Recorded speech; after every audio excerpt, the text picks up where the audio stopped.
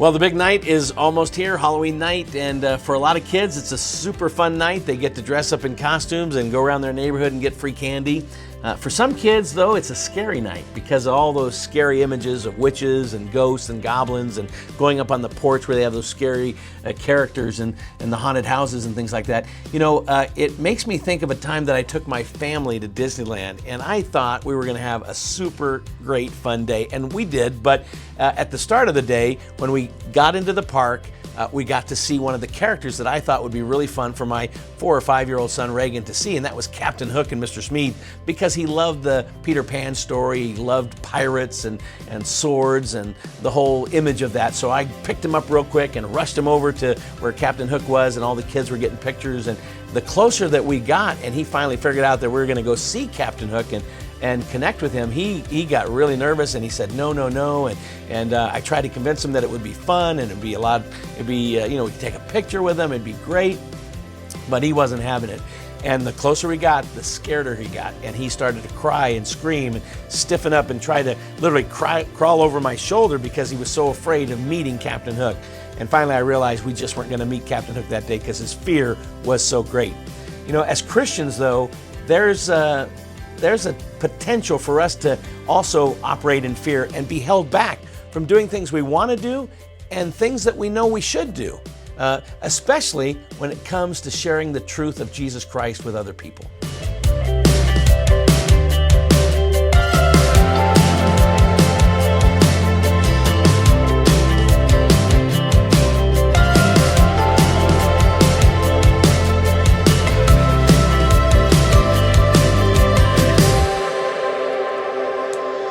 So, as I was just saying, I think that too many times fear in the Christian life holds us back from experiencing all the power and the joy of being a Christian.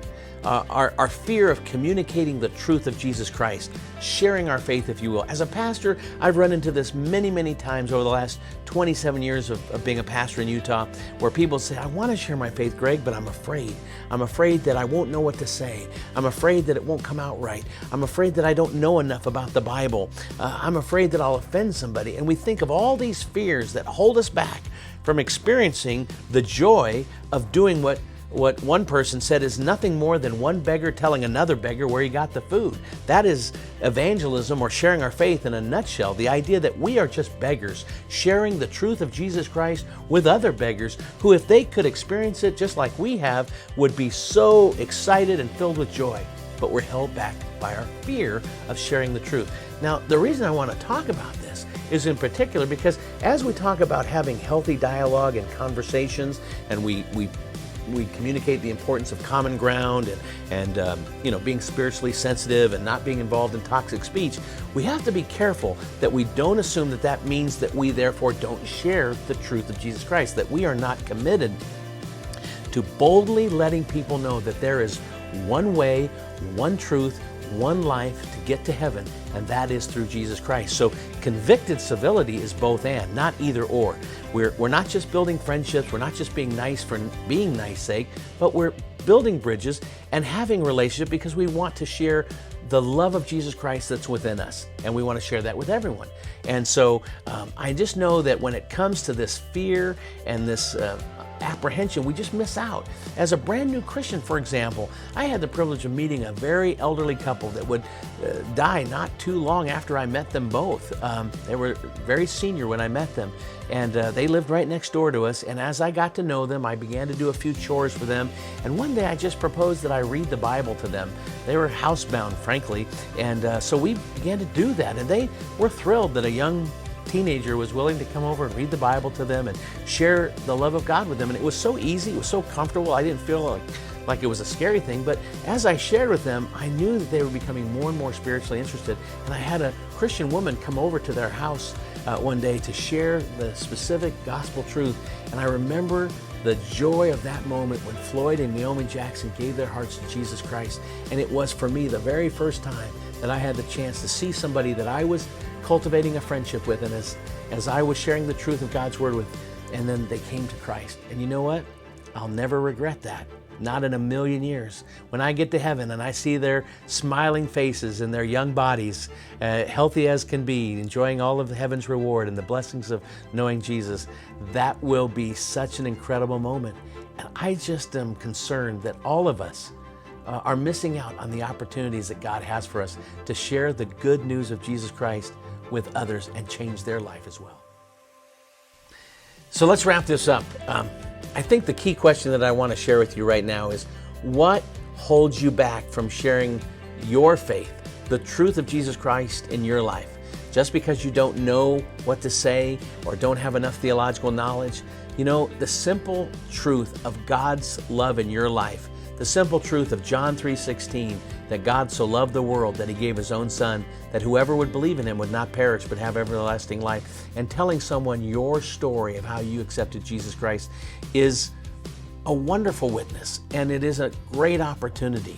You know, I started this off by telling you about my son's fearful moment at Disneyland, but there was a later moment at Disneyland that was incredible, because as a young teenager, I took him back to Disneyland, just he and I, and one of the things that he was still afraid of at that time was going on roller coasters.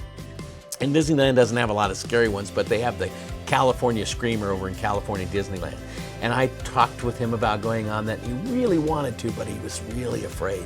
And so we talked about it through the day, and we went over and checked it out a couple of times, but he wasn't ready. And finally, in the late afternoon, we decided we were ready to do it. And we waited in line, and that was pretty hard because that gave him a lot of time to think about what he was going to do. But as we got to the place where we actually got onto the roller coaster, and I stepped on first and sat down, and then he stepped down and pulled the lever down over us to kind of hold us into the roller coaster, he had real second thoughts, and he said, "Dad, let's not do this. Let's not do this. I think we can do it later, or I don't want to do it right now." And thank goodness I was on the left side of the roller coaster, because I'm sure he would have gotten out and just bolted. But because I was there, I was able to convince him, no, we've gone this far. You can do this. I'm right here by your side. This is going to be great. You're going to love it. And the roller coaster started to take off, and before we knew it, we were into this awesome ride, going up and down and twisting everywhere. And as we came right back into the area where the roller coaster concluded its journey, he looked at me and he said, "Dad, let's do it again." That's the experience that you and I get to have when we share the good news of Jesus Christ, the truth of Jesus Christ, with convicted civility, with boldness, but with kindness and respect. It's something that you're going to say, "Let's do it again."